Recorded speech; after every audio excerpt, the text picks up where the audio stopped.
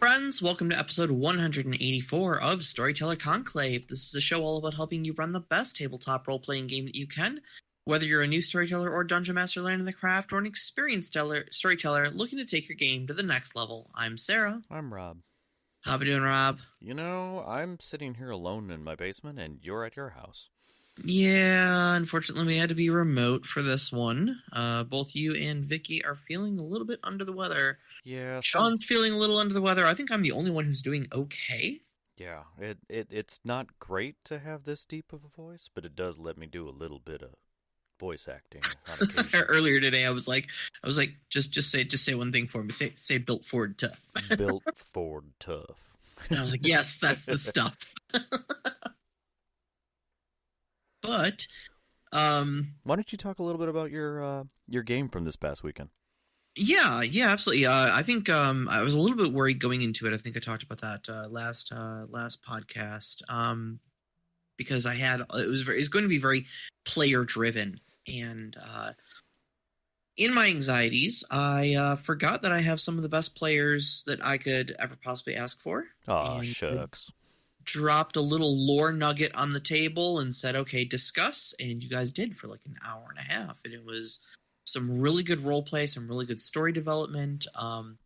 Characters had really good insights about the implication of that plot being introduced and explored it on their own. So I successfully walked into my game with like 3 sentences worth of notes and walked out with a game session where the feedback, the wishes and stars I got at the end were I wouldn't change a damn thing. It was perfect. Yeah, I mean, in all honesty, I felt that overall it was incredible. I think you moved through it in amazing ways. But yeah, from a storyteller's perspective, I would definitely say that you did get really good feedback at the end. Yeah. There was definitely some discussion about how I run social encounters. I think it's telling of most social encounters that we have in any system and how hard it is because of where we came from our learning perspective. Yeah, and the problem I think I'm running into is that we've got a social character in the game, but that social character is also someone who tends to be pretty whimsical and tries to find angles on situations. And I mean, but bless them for it. Sean is a very intuitive player. Always looking for a fun and interesting way to engage with the content that I put before him. And I'm not saying that's a bad thing. But what it does do is it frequently puts me in a position when dealing with him and his character that I have to make stuff up on the fly. And then when I don't handle that with a well-crafted, pre-planned encounter, because I did have to make up an NPC on the fly and figure out what information they do and don't have, et cetera, and all make it look seamless, it's not as good or as clean of an experience as, say, like a crafted combat encounter would be, Right, but I think that's telling of like I said, coming from D&D or any tactical game. Your mind is very quick at being able to create those random encounters in a tactical sense, but you don't think about it in a, for lack of a better term, tactical social sense. Right. Because it still has all the components in many ways and still outcomes. I mean, it's not an exact representation, but our brains, like, they don't lay out those things. Like, a skill check is a skill check, a fight is a fight, a social encounter is a role-playing thing with some things that can modify it. I mean, it's very odd, and so I don't fault you in any way coming from literally, and I'll say it, hundreds of hours of D&D over to a social setting game where there's a lot more narrative and social involved in it, and not fully thinking that out, and having all your cards ready to go, so to speak. Right. So I just still need to figure out exactly what I want to do with all that, and how I can best apply it, and how I can best kind of improve that side of my game. But all told, things went amazingly. Mm-hmm. Your wife, I thought, was going to explode. Because we were exploring her character's backstory, and I think I posted a couple pictures of it up on the Discord. I had painted up a rival gang of Khajiit that were trying to hunt down her and her best friend. Yes. And I had put a week's worth of effort into creating a little terrain set for a tavern. Which I will flat out say looked choice. It did not look like you sped through that in any way. It didn't feel like that it was any less than perfect. And what's interesting was, and I think this is really telling of how you did your model, it's an open floor plan. There's no walls on the outside, just the wall to the kitchen, which I think was a great choice. I think that was an excellent way of handling it. So really the door could be anywhere, and you can reuse the space technically for another tavern with some minor adjustments. If you wanted to make it smaller, section off rooms, do whatever, put fireplaces in other areas, like you could really work with it and use it differently. Yeah, absolutely. You could even add other things onto it. I mean, walls on terrain really just kind of get in the way. I mean, obviously, if there's no more board there, you kind of understand intuitively there's a wall. And all it does is serve to block players' line of sight of what could be behind that wall. So completely unnecessary on the outer side of the of the board. Right. So I'll post more pictures up there, and you're probably going to see them in a mini Monday. If you follow some social media, you'll see it there as well. And I'll also actually see. I know Vicky took some pictures. I'll see if I can get her to post them to the Discord or send them to me, and I'll post them up. And yeah, I've got a few photos myself that I think turned out amazing. I mean, honestly, the getting the right angle is key to really getting the depth of the fight. But when we're all huddled together and moving in on the target, it was or the Khajiit themselves. I think it was really cool to see the layout. And you didn't grid. There was nothing there that that really defined that. We were basically going Warhammer 40K style with the inch sticks to measure it out, and I think that worked out really well. Yeah, I thought so. I was a little afraid to move in that direction just because I wasn't sure if everybody was on board with moving via measuring stick rather than just a very convenient grid. But I think it allowed for a lot more freedom, and it makes a nicer scene when you don't have a grid superimposed on things. Yeah, for sure. So, all right. Well, I think that's all I've got about my game. I've still got a couple weeks till mine, and we had to reschedule Mouse Guard, so that's coming up. What, end of the month?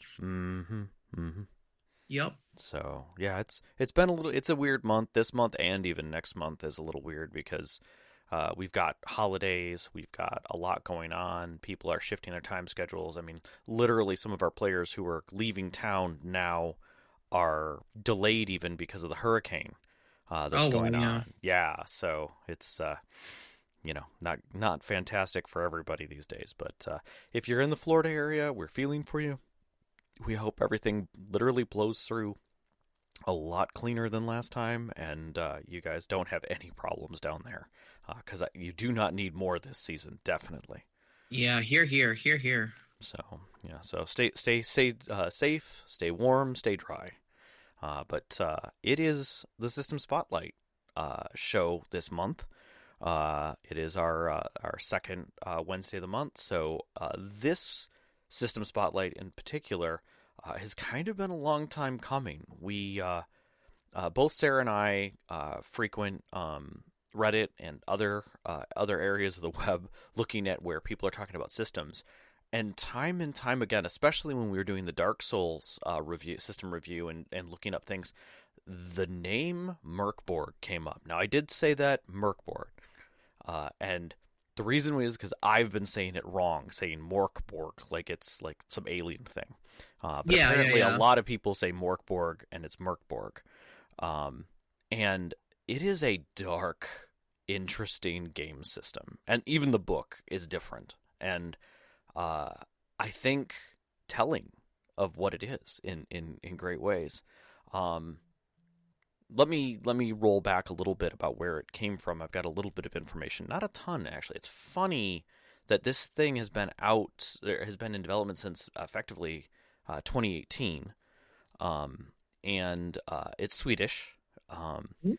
and effectively came together when the designer, and I think is it Pili Nilsson, was waiting in an 8-hour queue in the Swedish countryside to juice apples and came up with this game. He was bored, so he started to draw up the rules. He then collaborated with an artist, I think that's Johan Noor, and they were intending on making this like a little like magazine or a zine, and explain kind of the lore and character classes and stuff, and then eventually kickstarted it, and it swept the 2020 any role-playing awards and won top prize product for the year for Oh 2020, wow. which is kind of incredible when you think about something that starts out so simple, and yet blows up into this. Now, literally, there are subcultures wrapped around this game, played in different styles. There's huge genres of music that have spun off of this and added to it and then back to the game system itself. It's just unfathomable, honestly. It is Like truly a how much cult this game. kicked off. It really, really did. And what's really awesome about it, and I think that it's an attribute to what it is, the literal core rule book, which has been translated multiple times, is only 96 digital pages. That includes pages of art. I was shocked. Because like I was running real late. I was not feeling well the last couple days. And so it took me a little bit to get to reading the rule book for it. Mm-hmm. And so I pulled up my tablet last night and was basically just like trying to power through the book. And in like a short hour, I had read that thing cover to cover. Well, what's interesting is you say you powered through the book, and I love it took me a little while to get used to the book, straight up, because it is not a normal role-playing book by any means. No, it doesn't follow its any layout, of the rules. Yeah, its layout is very unique. The layout actually reminded me a lot of when we read Arc Doom. Agreed. I agree. In that every single page is formatted and designed, and it's almost like you're reading an art book rather than a book with text in it. Yeah. I mean, it is telling of when it and how it's created, and I will straight up say, any game book that opens with the charts that the DM needs immediately is awesome. Like, I don't have to go hunting for the chart for names or treasures or traps or weather or the loot tables. All that is literally the first 2 pages of the book. Yeah. You just flip it open and there's the crap that you need to run it as a storyteller. Done. In fact, I dare say that I mean the book itself runs very, very slim altogether. Yeah. And really like doesn't have anything unnecessary in it at all. Yeah. Every page has something important. Yeah. I was reading, which was as we get into this more, but I was reading about people who round robin during the session the DM position. Oh, I could see it. When someone dies, they become the storyteller. Oh, funny. And the story continues. And I was like, that is a neat way. But because like Arc Doom, this game has a finite clock, which is really kind of cool. So I'm wondering, how much Arc Doom either influenced this or was influenced by this, I should say, or not. But the book definitely feels like MÖRK BORG is, and that is edgy and dark and odd all at the same time.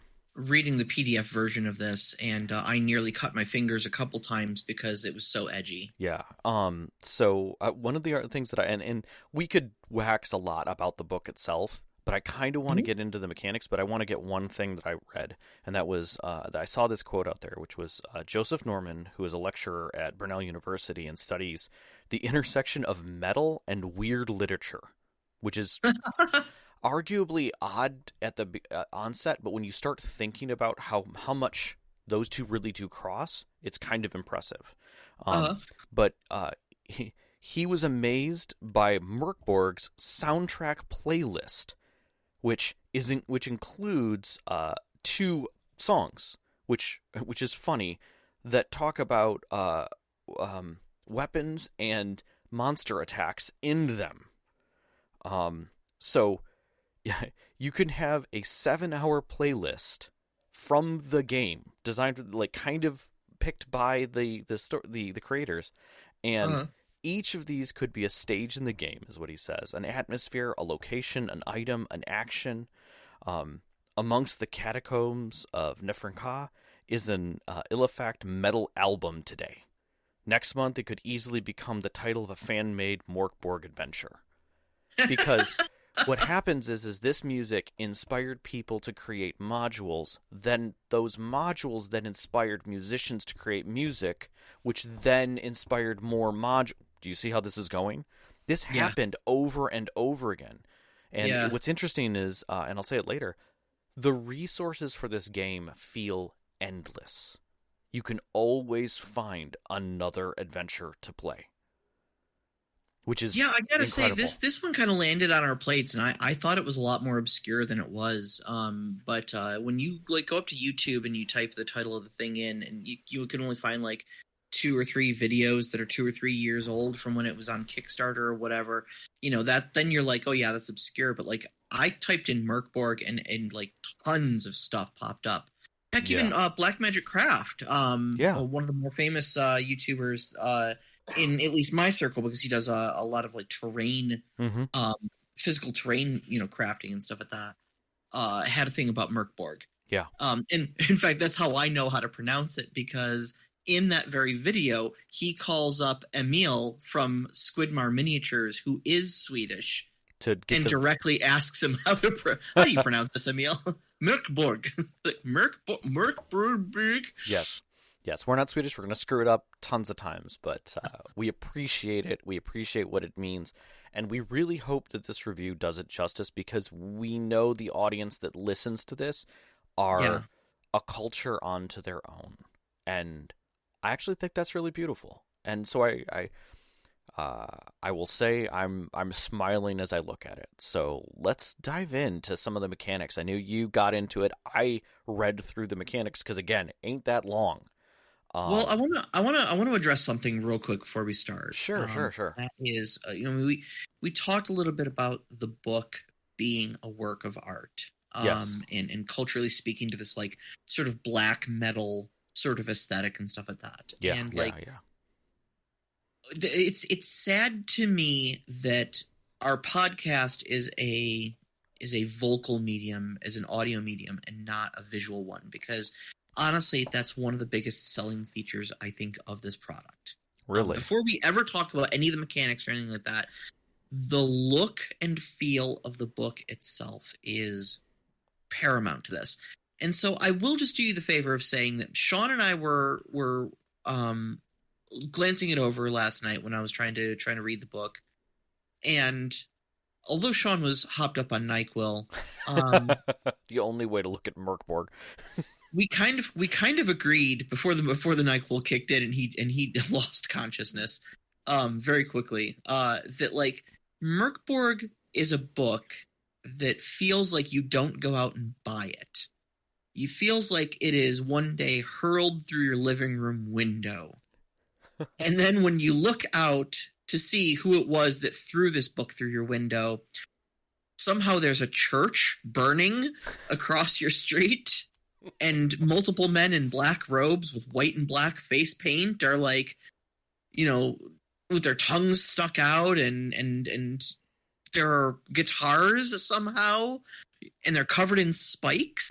Yeah, I feel all of that. Like, there's a lot of great dark metal out there that have videos associated with them that feel hard and edgy and definitely, I would say, European in flavor by art style and culture. And this book emanates that.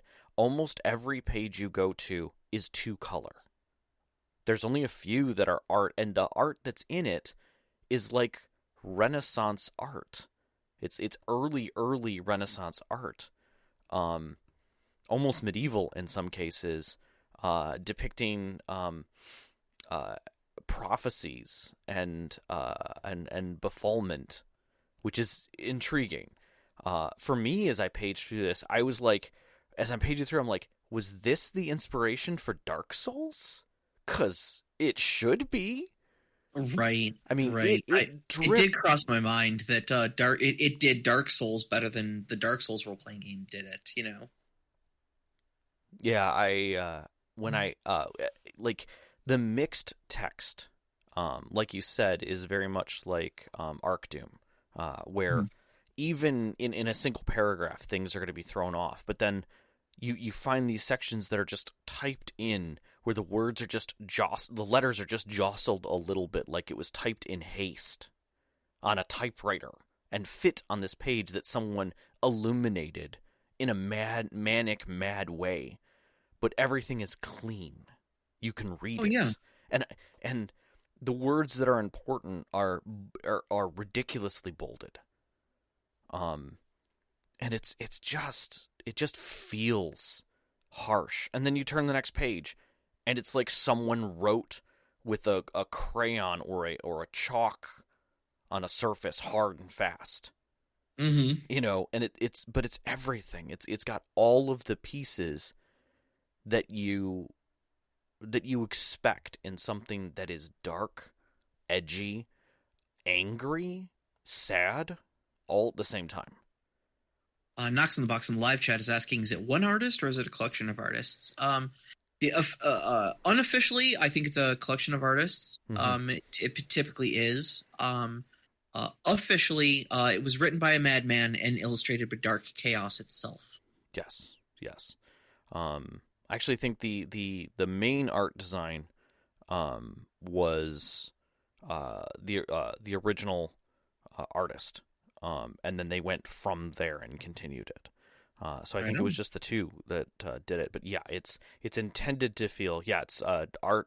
Both of the graphic and art design were the Johan was the one who did that, and the only thing that they did was because they had to translate it for English. There were some adjustments, obviously, but the art and feel carried through. Mm-hmm. But yeah, and there's some public domain images that they use in it, which is really kind of cool, like the cathedrals and stuff that are literally black and white in the pages. Yep. But it's Yep. it's fantastic. It really is. Yeah. Phenomenal. Phenomenal. Yes. Johan Noor. Yes, that's correct. So All right. Let's get into. I guess we'll start with character creation. yeah. All right. So first off, classes are optional.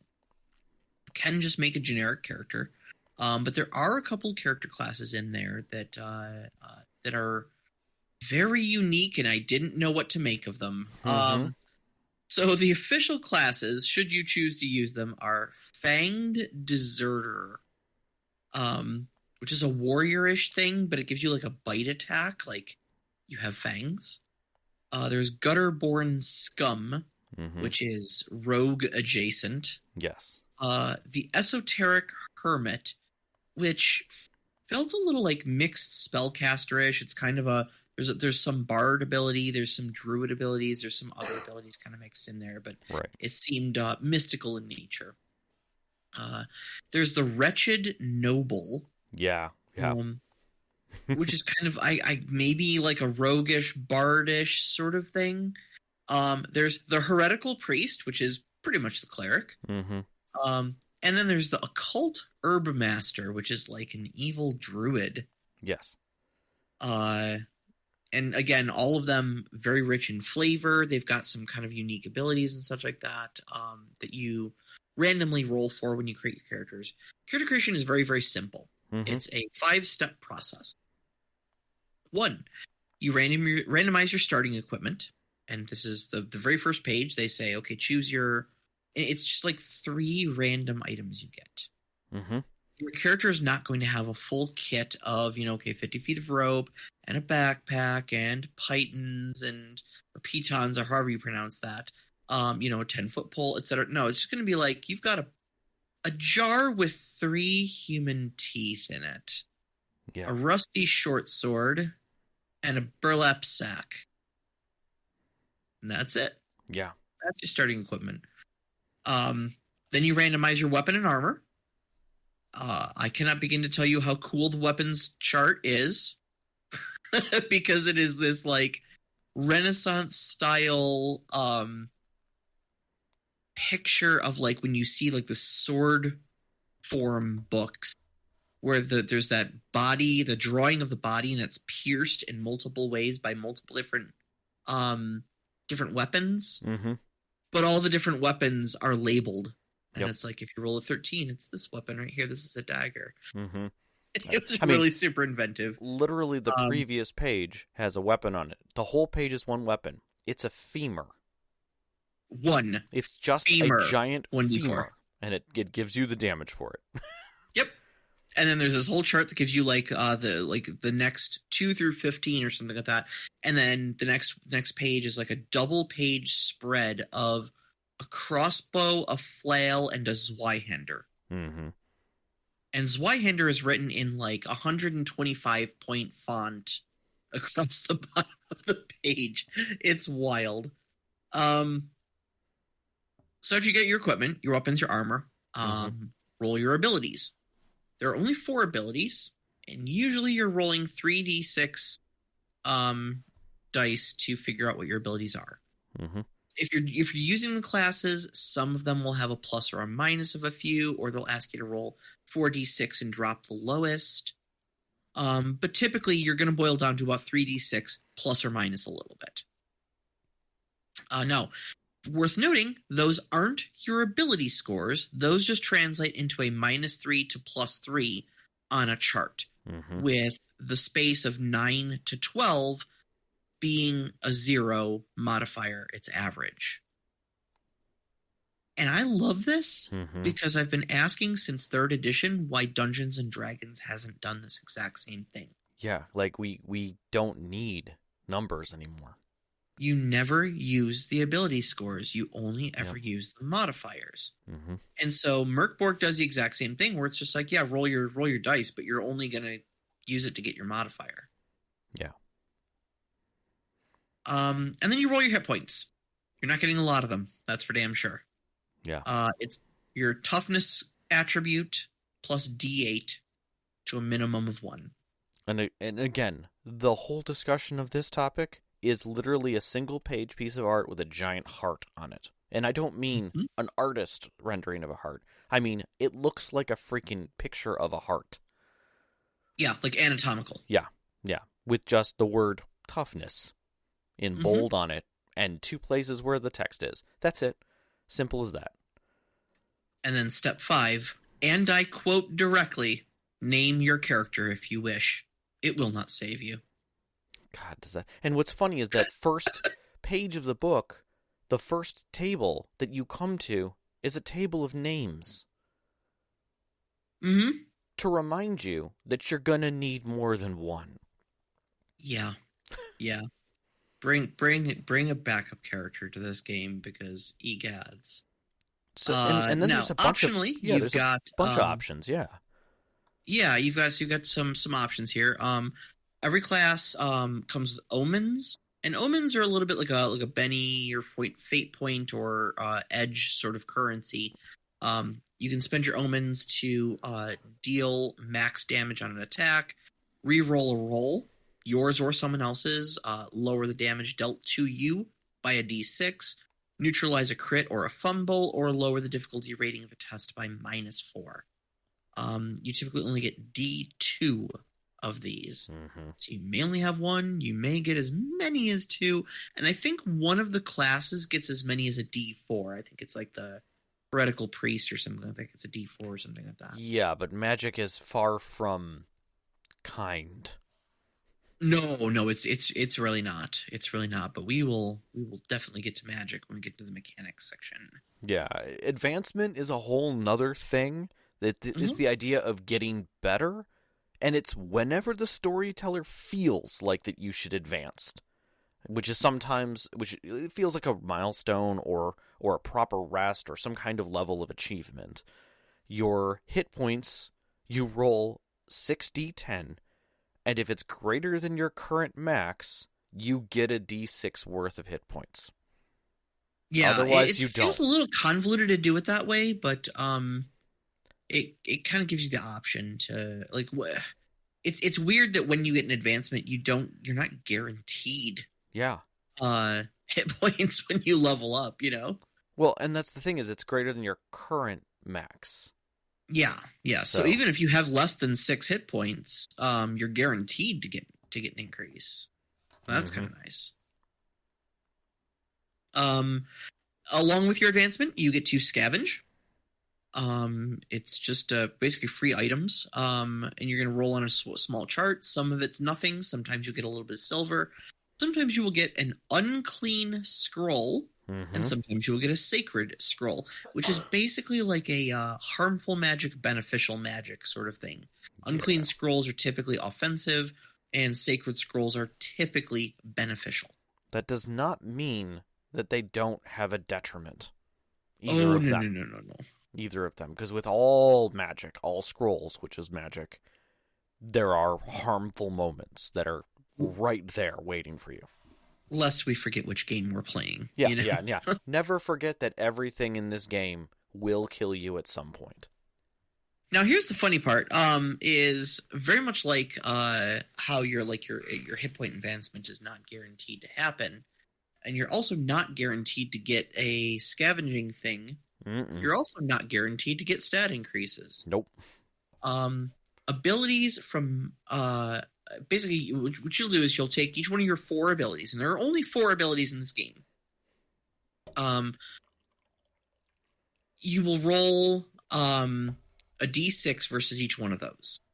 And if it is equal to or greater than the ability, you get to increase it by 1 to a maximum of +6.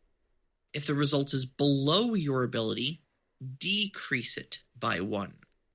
So you may actually lose stats if your stats are good. Now, the good news is if your stats are bad, if they're -3 all the way up to +1, they're always increased by 1 unless the d6 result is a 1. Yeah. And then it's only reduced by 1, but never below -3. -3 is as low as it can possibly go. So, yeah, you may level up, get nothing for it, not get any new hit points, and lose a couple stats. Yeah. Welcome to MÖRK BORG. Yeah. Well, I mean, it is amazing to me that how dark this game is, even in just the character creation and advancement. Like, if you ignore the rest of the game, you just look at this, you're like, okay, this is dark. This is a dark way to look into anything. But at the same time, like, life stinks. Getting a helmet is not going to save you. No. Yeah. The person, excuse me, I'm sorry, I yawned there. Yeah. Person selling you the helmet probably is trying to kill you anyway, so. Selling you? No, you're going to have to take it from his dead body. Right. Like that's the crazy part about this system is that it's very much like, when you're creating a character in this, they are not expecting you to be a bunch of heroic, friendly people who are out doing good. Like, the world itself is not good. It is in a bad place, and it's producing people who are surviving at less that, like, after survival had already happened for a period of time. Oh, yeah. Yeah. Get that real Walking Dead vibe. Like, MÖRK BORG does definitely feel like it is the stage before you get to Dark Souls. Because Dark Souls feels slightly hopeful. In comparison. It depends. And that's what I'm saying. It really depends. Yeah. So we get into mechanics. And it's a very, very rules-light system, honestly. Like I said, there's only 4 abilities in the game, and that is strength, agility, presence, and toughness. Strength is pretty self-explanatory. Agility is pretty self-explanatory. Presence is kind of like your mental stat. It kind of covers int, wisdom, and charisma all at the same time. And then toughness is, again, pretty self-explanatory. Yeah. Your abilities will only ever go from -3 all the way up to +6. And during character creation, they'll only ever get to +3 You can only get to that +6 through advancements. Yeah, I don't even think the classes can't even bump you higher than that, I don't think. Right.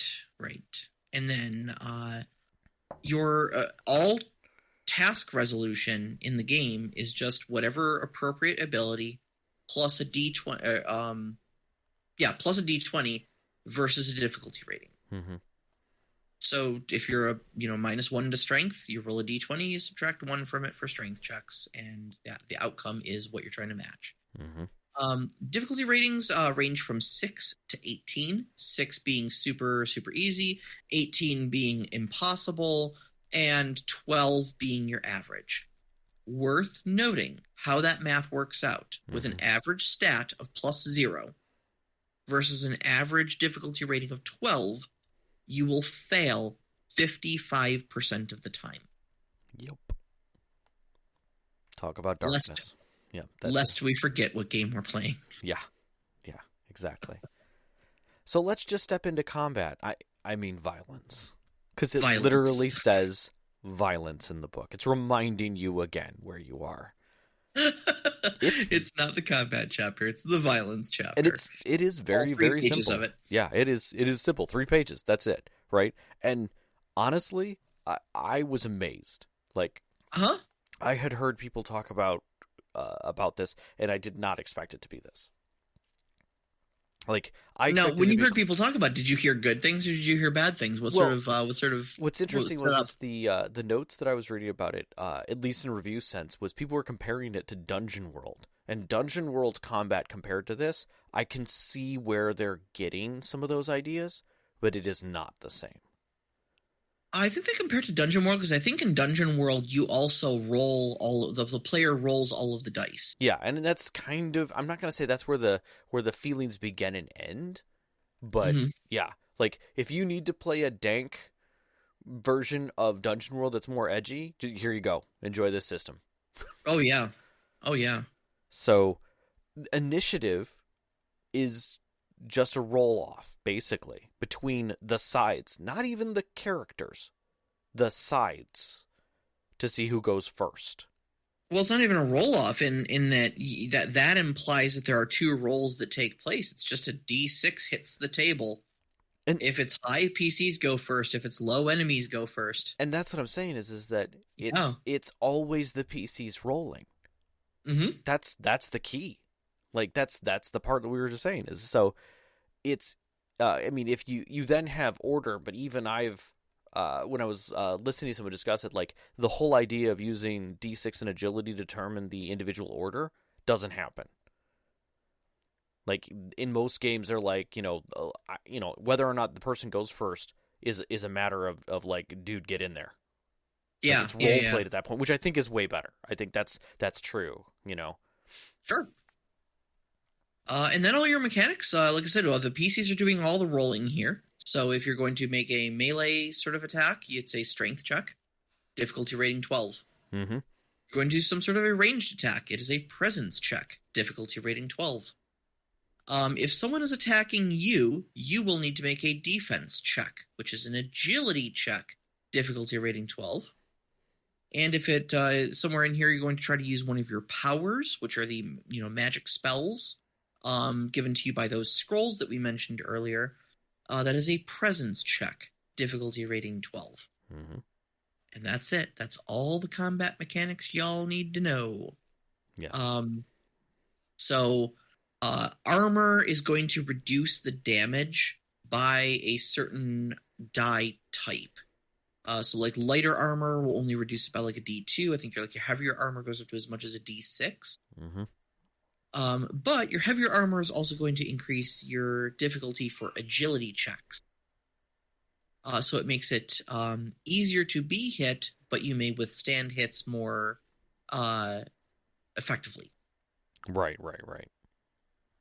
The game does acknowledge both crits and fumbles on 20s and 1s respectively. You can crit both an attack and a defense. Or you can crit and fumble both attack and defense. If you fumble a defense, that's essentially how your enemy crits you. Mm-hmm. And if you like crit a defense, you get a free attack. Like they fumbled and therefore created an opening for you to get a free attack. Now, and then I'm sorry, go ahead. I was literally just going to say there is not many states between up and dead. There is literally you are standing, or otherwise you are broken. You roll a d4 on a chart, and you could be unconscious, you could be dead, you might be bleeding out, or you're dead. That's it. Like, you lost your you lost your toughness. That's it. 2 choices. Well, and it is a narrow margin there, because to become broken, you have to fall to exactly 0. right. So if you fall to -1 hit points, it just kills you outright. Yep. And there's a lot of things that can do that. Speaking of which, let's talk about some powers. Yeah. The powers are kind of cool, actually. I like how the system handles magic in a very rules light way. That's very fitting with the setting and such like that. So as I mentioned earlier, there's 2 types of scrolls. Now you must have a scroll for your powers. This is how you get them. So think of it a bit like a wizard's spell book, but less fancy, more bespoke. You have unclean scrolls, which are mostly offensive, attack, harmful sort of magics. And then you've got sacred scrolls, which are mostly defensive, supportive, beneficial effects. Mm-hmm. At the beginning of any day, you roll presence and add a d4. Or sorry, no. It's d4 plus your presence. At the beginning of a day to figure out how many total uses you get. Right. So if you have a presence of like -1, you may not actually, and you roll a 1 on that D4, you might actually just end up with no casts that day. Which is crazy. Which is crazy. But again, if you have a high presence and you roll a D4, you might have up to like 7 or 8, you know? Either way, you're not going to be slinging spells around like you do in D&D. No, but they are very dangerous. They're extraordinarily dangerous because all of the numbers in this game are so low. And so when something says it does like a D4 or D6 or D10 damage, it's like devastating, you know? Mm-hmm. When you want to cast one, it's like I said earlier, it's a presence check, difficulty class 12. If you roll a success, your power works as intended. Congratulations. If you fail, and that's not even critical fail. Like, we're not even talking about rolling a 1 here. We're talking about rolling an 11. Mm-hmm. If you fail, you lose 2 hit points and you're dizzy for the next hour. And while you're dizzy, and I don't know what this is supposed to mean, but, and I quote, powers will always fail in the worst possible way. And they are bad. They are really, really bad failures. There's a whole chart in there of arcane catastrophes. Yeah. On page 44. And it's interesting the way that table is formatted, because there's 2 color texts in that table. Mm-hmm. Sorry about that. My cat was just about to crawl across my keyboard. And the black text is essentially what you read to the players. That's what they're going to know. The magenta text that goes along with it is stuff that the player isn't going to know. Mm-hmm. And so it will be, one of them is literally, you're fine. It's fine. That's what you read to the player. What they don't know is essentially they've got a like fatal STD that will be passed on to anyone they're intimate with, that will like slowly kill them and raise them as zombies that will come back and hunt them down. Yeah. Is just one of the bad things that can happen. And I will say this. One of them, like, I don't know, isn't the worst, and that is you and a random nearby creature pass out. That's what you tell the player. When you wake up, your souls have switched. Welcome to your new flesh. Yep. Just body swaps you. Doesn't say how long it lasts. Doesn't say how you undo it. It just says, welcome to your new flesh, and you move on. That's okay. You probably weren't going to live that long anyways. No, you were not. And again, lest we forget what game we're playing, the names for these things are bad ass. Lest we forget. There is no lightning bolt spell here. Instead, we get 9 violet signs unknot the storm. We have no fireball spell. We have palms open the southern gate. Let us not forget that they literally just have death. That's it. Death. I figured that's one actually, like it fits. It says does what it says on the tin. Well, not only that, it's all creatures within 30 feet lose a total of 4d10 hit points. Yeah. Ouch. Yeah. Ouch. And now it doesn't say enemy creatures, mind you. No, it says creatures. Creatures. Yeah. Yep. I don't know that it even excludes you. Huh. Anyway. Yeah. Food for thought.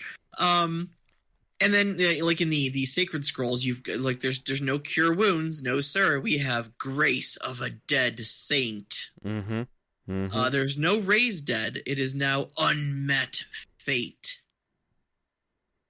and it's just brilliant. I just love how those feel. Yeah. You know. Yeah.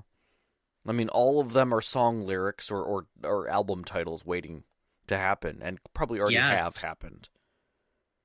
Yes, absolutely. Absolutely. So tell us a little bit about running a game.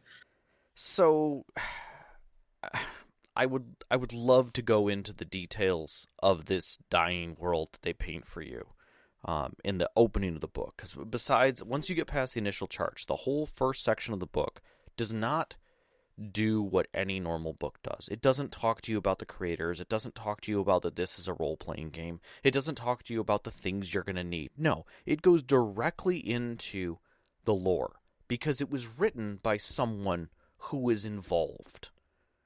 Like, in a role-playing sense. You were literally reading the tome that is this world and what needs to be known within that. So it puts you right where you need to be in this crazed world where a two-headed serpent is in control of the faith and speaking, and spoke words of prophecy, but then was forgotten and wasn't uncovered until much later when followers rebirthed these things and found that each one of these prophecies were the truth that had unfolded. So now they read the prophecies even tighter, knowing what is to come. Mm-hmm. And that becomes the singular point of this game. So that when you start a campaign, you roll somewhere between a D100 and a D2 to dictate how long you want the game to run. So much like other games that have a doom clock associated with them, you're setting the timer. So each dawn, if this world actually had a sun, the storyteller rolls upon the decided die, whatever it may be. If it is a 1 that is rolled, they will then roll a 2d6 and affect a misery needs to be read, which is one of the psalms in the book. So there's 36 miseries that you could find within this set. Okay. And the whole point of this is you're reading one of these miseries every time. After 7 miseries, that's it. The final seal is broken. The 7th mystery is always 7-7. And it is the 7th misery will always be 7-7, and the world dies. Because the 7th seal is broken for the 7th and final time. And at that point, the book literally says, the game and your lives end here. Burn the book. And that's on page 16. Yeah. Yeah. Having this thrown through a window at you makes sense. Yeah. I mean, and first off, I have a couple things to add to that. Like, the miseries are prophecy. Okay. Yeah. And they're written a bit cryptically, so it leaves it very much up to the GM to interpret how you want to make that misery a reality. Think plagues from the Bible, though. Yeah, I think that's a proper way of looking at it. I was watching a bit of a Let's Play, and one of the miseries turned all of the water to tar. And so, in one room of this dungeon they were going through, it described that there was a river that went through there. Mm-hmm. Well, now it was this inky black tar that just sludged its way across the floor instead. Yeah, I mean it's and so these things go in, and you get these like biblical plagues visited upon the world, and then when you get to your seventh one, like you said, the world finally dies. Yeah, The game and your lives end here. and the page for these is written like it was pulled right out of a biblical book. Yeah. Like Yep. Psalm 2, line 3, and from the spear a frost, born from Bergen crypt, and covering all. That's it. That's what happens. You roll Okay. you roll 2, 3 on those dice. 1 dice 2, 1 die 3. That's what you read. That's what happens. The storyteller says that a frost is born that day and covers everything. So now the world's cold and frozen. Mm-hmm. The next day that changes something, maybe it's 5-4. In one night, all of those not yet for 7 years and 7 days shall pass, born and unborn, and dawn shall give them life as eaters of men. Oh, delightful. Yeah, so, now everybody is literally crazy. Yeah. Yeah, the world's filled with crazy cannibals. Awesome. Yeah, and they're all like this. They're all crazy like this. All right. So we're talking a little bit about resources. You've I said I didn't find it difficult to find resources for this game at all. At least just looking on YouTube, which is really the only place I looked. There's a lot of stuff that's up there. You mentioned they've got a pretty robust Discord. There's music playlists. Yeah. So, the big one that I saw was almost every single musical playback system, whether it's Spotify, YouTube Music, or even iTunes, has playlists for MÖRK BORG. Tons of them. The original, people's ambient music, albums. So unlike looking for music that sounds like something for D&D, you don't have to do that for this game. It's there. Yeah, just put it on the Doom Eternal soundtrack. I mean, you could do that, definitely, or you could literally just say, I need MÖRK BORG music, okay? I'm going to grab this 17-hour playlist. Yeah. And what's funny is I was looking through the main playlist, the one that's recommended, and most of the songs are over 7 minutes. Mm-hmm. Some of them are an hour. And Norwegian black metal don't do anything small, man. No. And a lot of it is ambient. A lot of it is this synth that is generated by odd tones and movements that is then incorporated into this dark metal. Yeah. It's fantastic. It definitely locks you into the feel. Like, I guess there's as much as I would love MÖRK BORG to be what it is, but one of the things that I saw someone say was making MÖRK BORG into an H.R. Geiger sci-fi would be insane, but I would know what it would sound like. And I'm like, oh, that's crazy to think of, but I can feel that. I can see where that feeling comes from, that maddening moment where you're listening to something and you're pulling images instantaneously. No matter which song absolutely. you're hearing, you know what you're listening to. We do it a lot with adventure music. Like, you can hear the heroism in it, but you can't necessarily place yourself. This puts you right where you need to be. I mean, I don't. I was reading where they were saying that bardcore, the idea of taking some of the older instruments and playing current music with it, is kind of a thing,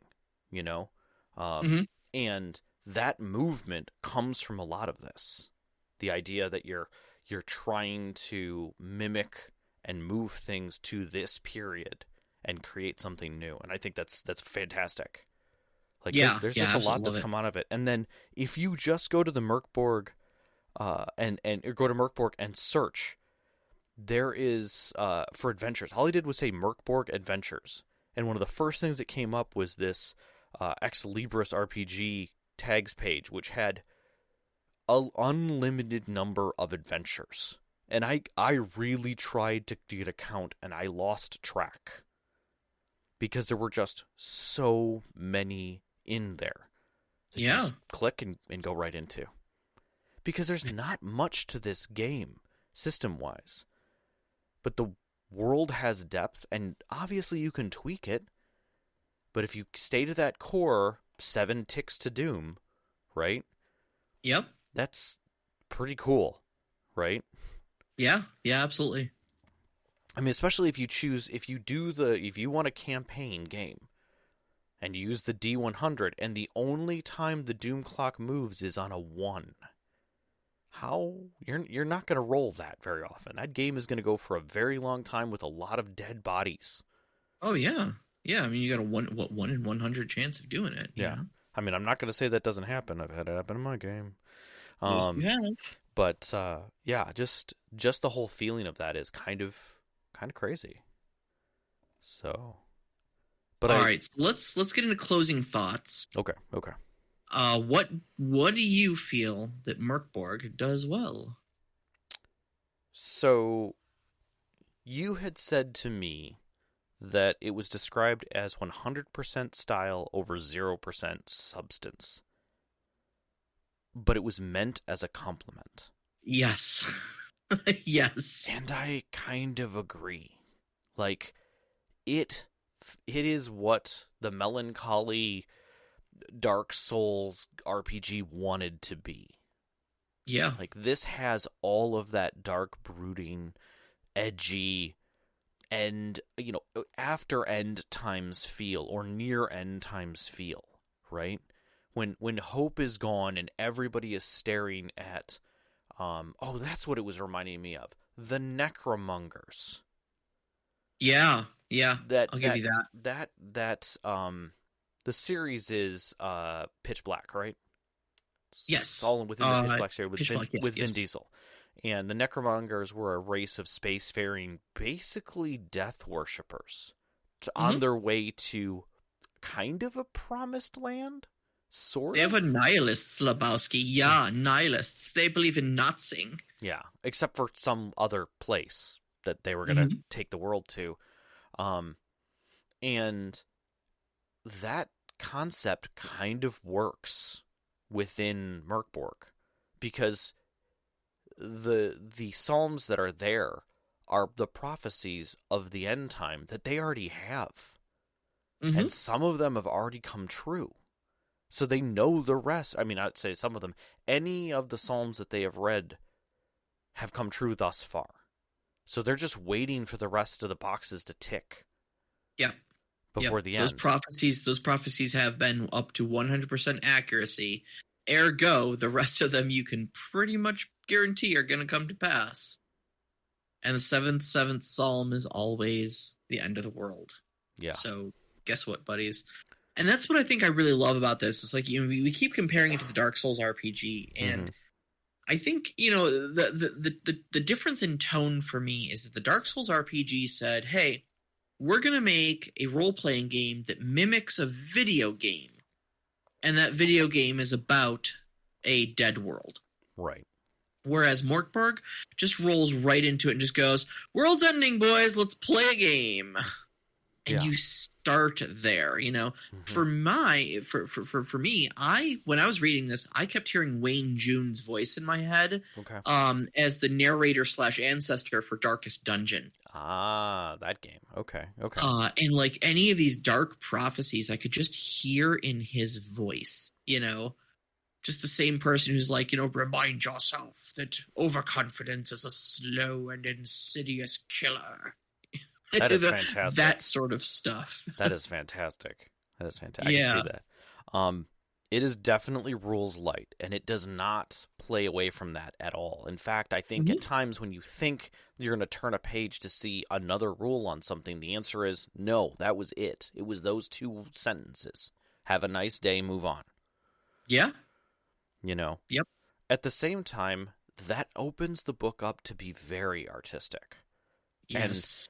And you pour over the book in an odd kind of gleeful way, searching and yet not searching for what you're looking for in the book. You don't so much read it as you experience it. Yeah, and I agree. That's why doing it in a podcast does not do it justice, but it definitely denotes the tone of how we're talking about it. Yep.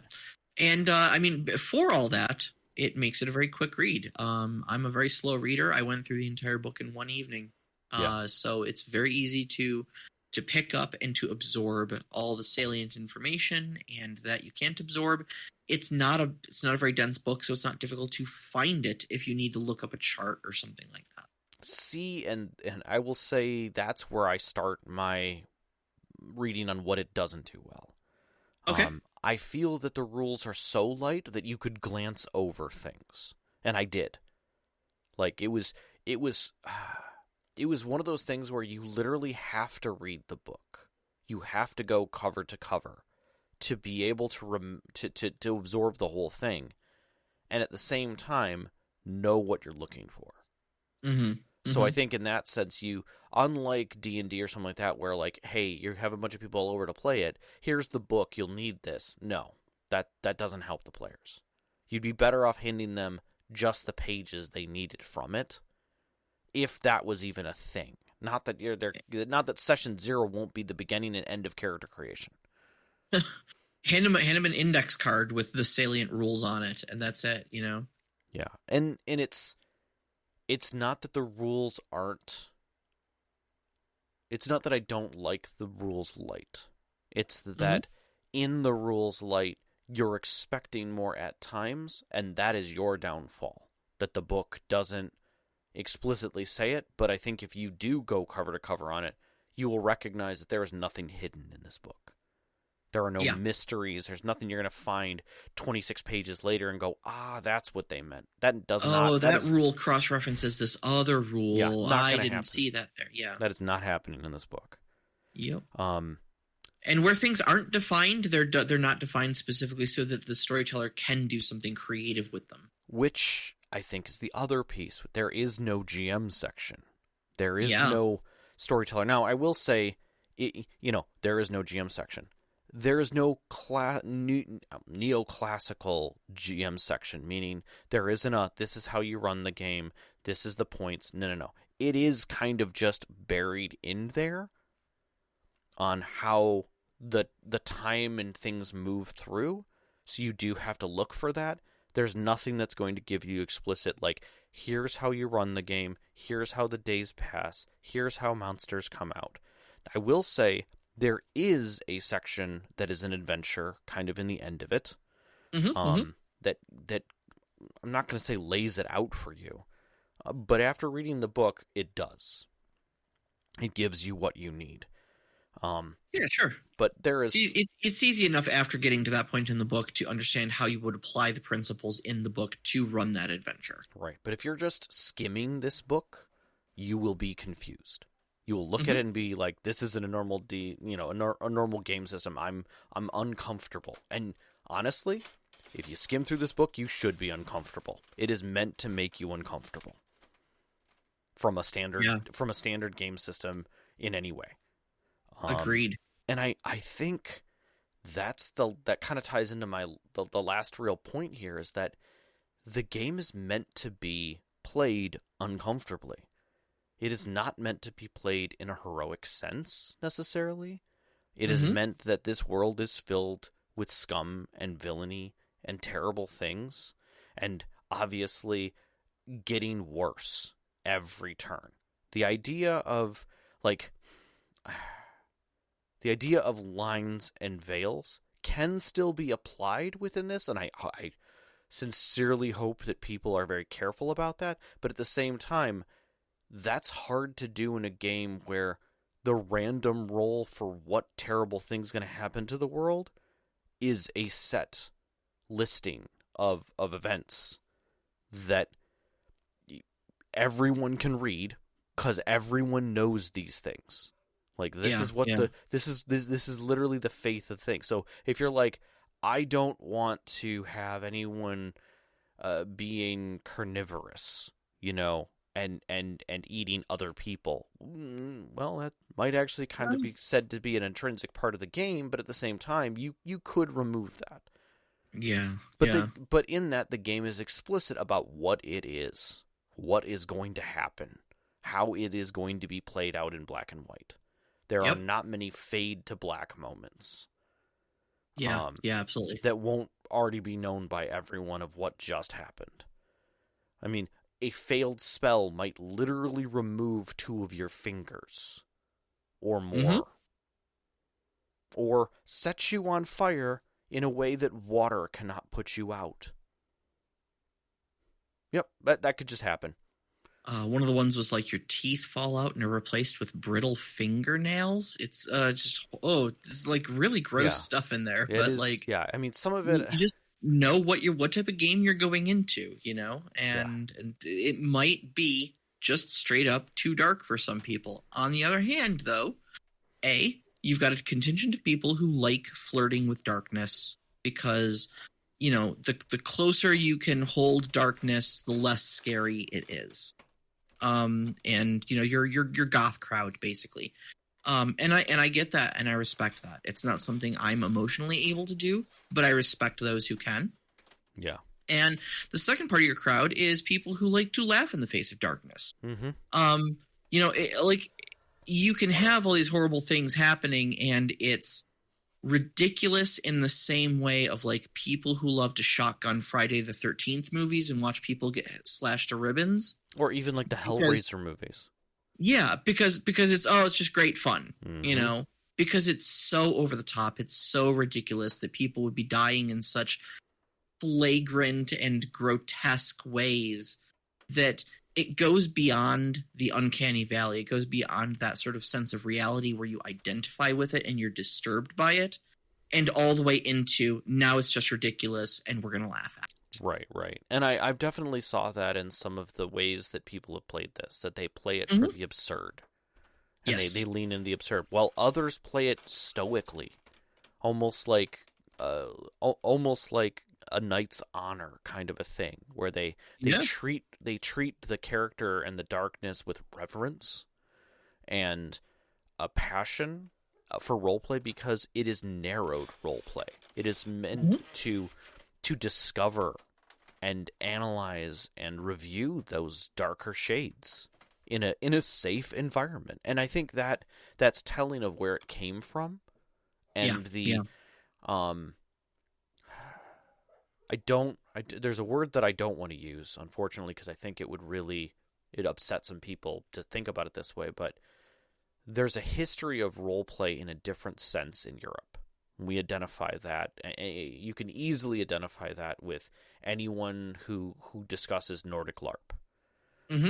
Is that the United States and our methodologies for roleplay are practically unguided and very, very young in the years that we've done it. Even though we've been gaming for 30 years, we haven't really dived into what is going on when you sit down at a table. And we've avoided that. We've avoided talking about that as a topic of therapy, as a topic of, and I'm not saying us within this podcast, we did, or as a topic of understanding, but as a societal topic, we avoid the idea that role-playing might actually be something needed for society, for friendship, for companionship, for relationships. We treat it with no reverence. We treat it with comedy and or taboo. And this kind of speaks to the fact that these people have developed and given a dark world to play in, and to a specific defined trope that's easy to identify, but at the same time gives you an uncomfortable sense so that you can explore that and explore what goes on with that and step away from it when you're done. Your character's over. The world is done. Burn the book. Move on. That was an experience. No different than eating spicy food and regretting it the next day. You've learned something. You've grown as a person. Right? And that's the thing that this book does well, but also kind of exposes about role-playing here. That we can't do that. We still treat it like we're just a bunch of kids playing make-believe and hurting each other's feelings. So... And I'm stepping down from my soapbox. So, alrighty. Well, you want to get into some questions? Yes. I think Get some up of on these we've a answered. completely different soapbox. Totally different soapbox now. So, all right. So Nevim asks, rules wise, how does it stand against other OSR games? Old school Renaissance games. Is it more accessible? Is it clearer? Is it more innovative? I would say that in many ways it's clearer, but different. I think from the ones that I've looked at. Just recently, because I did want to explore a few others kind of to get a feeling for where this sits in the field. Many of them are very simplified. Many of them have a ridiculous, and I say simplified meaning that it's just mechanics. Here, we're not here to talk about the world. We're here to talk about the mechanics. Because you know what world you're playing in. Whether you're dueling. And you're all just duelists. That's the world. Great. Like that's the focus of this game, or other ones that are much closer to classic dungeon crawls. Those are again simplified rules to focus you in on what you're doing, on the mechanics of what you're doing, and allow you to explore your characters in a totally different way. And I think this does. I don't necessarily feel that it's more accessible because of how it's written, but I know that there are other guides outside of the main core book that kind of explore and express the mechanics and how it's meant to be played better than the core rule book. But the core rule book is necessary to get the feeling. So I think it's innovative. I really do think it is. Yeah, I'll back your play on that one. I don't really feel qualified to answer this question, simply because I don't like OSR games in a lot of ways. I see the niche that they fill, and by all means, I'm not disparaging anybody who does like OSR games. Not like it's a flavor thing, it's just not my flavor. So I find it difficult to answer authoritatively, how it ranks up against other OSR games, because all OSR games kind of have a bad, they hit my palate badly. That's fair. But I would say, just from a surface thing, like I found it very accessible from a rule standpoint, but I also thought that because of the very niche subject matter of its ultra grimdark setting, and sometimes very grotesque outcomes for things, that may also put a lot of people off. So whereas it's easy to get into just from a rule standpoint, I think you're still going to get a niche crowd out of it. That's fair. I think that's fair. All right, next question. Are there any good advices for the GM? No. There's no GM section. No. Period. Burn the book. Throw a knife at this this table. Yeah, I would say that the best advice that I can give you about running this game is read it cover to cover and understand that your role here is atmosphere. Is atmospheric guidance. Everything else is... Go ahead. Don't think too hard about like, is it bad that I TPK'd the party? No, that's pretty much supposed to happen. Mm-hmm. People should pretty much come to this game with a few backup characters. It's almost as brutal as like paranoia, know. I will say this: do not use this as your baseline for understanding how to run other games. Agreed. You will not sit at many tables here. MÖRK BORG is its own creature. Yes. And understand that. Yep. What? What elements did you like and dislike about the game? I think we already kind of covered that pretty heavily. So Yeah. So so Tim Saucer asks, do you think MÖRK BORG is a game that could be picked up and played by a bunch of people new to the tabletop RPGs, or do you think its approach has an expectation of some level of experience with other games? I think those are really two questions that have to be answered separately.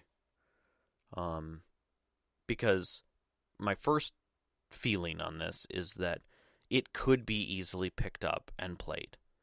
But I think it requires you to understand what you're doing, because there are no explicits about how to play it. There's no comparison. There's no examples. You're not going to find, this is how combat goes. Tim does this and then defends this, and that's not in this game. You're not going to find that. Nor are you going to find, like we said, a DM section that's going to help you understand how to run it better.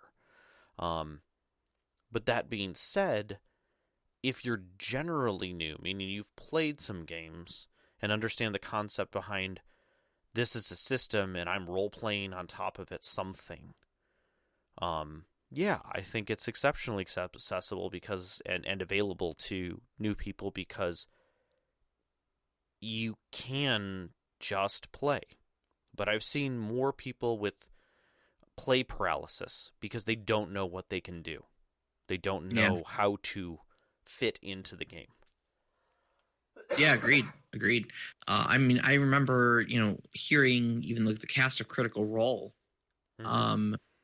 who are now essentially professional D&D players, talking about their first game or games, as it were, when it was just the home game, run out of Matt's apartment. And I remember Travis Willingham, of all people, going like, it blew my mind when I realized when I made that leap of what you can do in a D&D game is literally anything, because I was very, constrained to that whole like, oh, what can I do? What can I do? What can I do? Mm-hmm. What's on the list of available options that I can choose off of? And I think, Liam did something crazy or something like that. And he was like, wait, you can do that? Mm-hmm. And Liam just looked over and we're like, yeah, man, you can do anything. And he's like, oh my God, mind blown, Yeah. Well, anything the master lets you do. Yeah.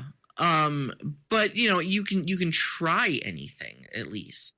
There's no like list of things that is like you can only do X, Y, or Z. Right. I see for this question, I think I'm actually my answer is going to be that I would not recommend this as a game for new players. And I'm going to say that for two reasons. First off, there is no storyteller section in this book. And so, as we've discussed earlier, there's nothing you're really going to glean from this book about how to run a game. No. It kind of arguably tells you how you should run MÖRK BORG, kind of. It at least gives you the aesthetic and the direction and kind of pushes you, but it doesn't tell you explicitly how. Yeah, I was going to say it does not direct you in any way. It does give you an aesthetic and a feel and a general push. But the other thing that I would add, though, is that we talked a little bit earlier about the inherent darkness and horrific nature of a lot of the stuff that's in this book. And for newer players, that may be very off-putting, especially if not handled or presented correctly. I can imagine we've got a number of friends that don't role play, and that is because they have had bad experiences at a table and refuse to sit back down at one. And I can imagine that just dropping sensitive material like this that is very brutal, very graphic, and can get very dark in nature, into the hands of someone who doesn't know how to present it correctly with the care and understanding and safety of everybody at the table in mind and stuff like that. I can imagine games of this in new and unexperienced storytellers going sideways very quickly. Yeah, because I think especially, again, I'm kind of speaking to here in the U.S. I think that when you're sitting down at a table with random people who are not connected to you, who have not experienced, you have no level of experience with, you today playing something other than MÖRK BORG, you have an idea of what that's going to look like and what's going to feel like, and expressing that to the players and letting them know is one thing. It's another thing to explicitly hand them graphic art and text and say, this is the world. Is this what you want to play in? Because I think a lot of them would very quickly look at this and say, no. Yeah. I don't want to play in this. On the other hand, the people who do, I think you run the second risk, which is trying to understand what type of story you want to tell, and then staring at them and saying, are you with me? Or, because the idea of one of your players being a cutthroat who's willing to kill the other characters, another one being a straight up thief, another one being, all fit within the theme and feel of the world as it's portrayed. Yeah. And yet that makes it very challenging to do a story unless everybody's on board for the story and not for themselves. Yeah, absolutely. And that's what we see on r/RPG as problems with systems that are clearly heroic, that are designed in a way that you are in a group that works together, and yet these people still want to tell independent, dark stories where they're something outside of the group, and they don't want to connect with the other players, or are waiting for them to join their dark crusade, or whatever. And then you combine that with, the horror stories you hear about, like, this player got really super triggered because I was, like, super graphic and described this horrific thing that touched on some real life trauma they had, and I just don't know what their problem was. I told them in session 0 it was going to be dark and gritty. That should have covered it. Yeah, exactly. That should totally cover it. Yeah. So, and just the irresponsibility with which those situations are handled by a lot of people. So, yeah, and I think that would just be exacerbated in this. So again, I think the second part of it is, yes, it's expecting this to be an experienced group. It's expecting this to be an experienced group with each other and the storyteller, so that you are all on this journey together and understand that the journey begins and ends with this story. And that's it. Like, yep. You are in it, and that's it, and then it's over. Yep. All right, you want to wrap it up here? Well, I want to talk about next week's topic because it's obviously, I'm just saying is that the discussion on MÖRK BORG. Yeah, I think I'm not going to say we belabored it, but I hope we gave it the justice it deserves, and I think so. That it feels so. I think so, and I'm sure we piqued at least a few people's interest. So yeah. So next week, we kind of have a change. Like, we had an idea for what we were going to be doing next week, and then our marketing person did a little digging and found something, and then we kind of went back and forth, and we have an interview next week. We're going to be talking a little bit about world building, and creating homebrew worlds for your players. Like, everybody, that's kind of the big thing everybody wants to do, make their own world and such. And that leaves a lot of questions of, like, where do you start? Where do you stop? How much is too much? How much is not enough? What do you put in there? What sort of things do you focus your energy on so you're efficient about it? It's a very overwhelming subject. And so we have David Somerville, who created a setting for D&D 5th edition called Plangea. It was successfully kickstarted, successfully published, and such like that. And so we are going to have someone who is a professional in the industry on with us and discussing that very topic. Yeah, and kind of take you guys through the steps of not only in a generic sense of how to create worlds and such that, but what steps he took specifically for Plangea and got it out there into the world. Yeah, we were really excited to have a pre-chat with him, and it was a lot of fun. And he's very excited to come on and have the discussion. We could probably sit for a couple hours just going over different things with David, but we won't, I assure you. Yeah, but we'll try and keep it on topic. We've got our questions down, and I think that we'll do pretty well to do so. But I know I'm excited for next week. I think it'll be a lot of fun, and we really hope you guys will enjoy it too. So yeah, absolutely. Yeah, we get to chat with Dave. Dave is a great guy. So give me about 10 seconds here, and I'll kick up the music for you. Alrighty. Well, I want to thank everybody for sticking with us. I know this episode went just a little bit long here. And I know we're recording, so we're probably talking over each other a little bit weird. We're not face to face today. So again, thank you for your patience, and we really appreciate you. You can find us on Twitter at @ST_conclave, on Instagram at @ST_conclave.